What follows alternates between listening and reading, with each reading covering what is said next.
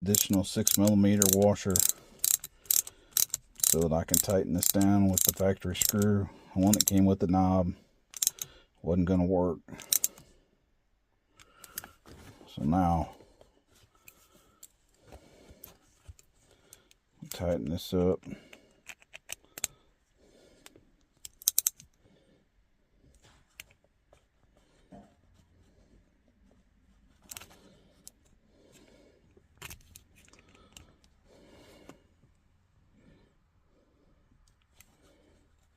Alright, that's it. Got that rubber O-ring. Assume that's to go down into this little ridge right here and to help keep the boot up. So that's it. It's installed. TwistedShifterZ.com. Check them out.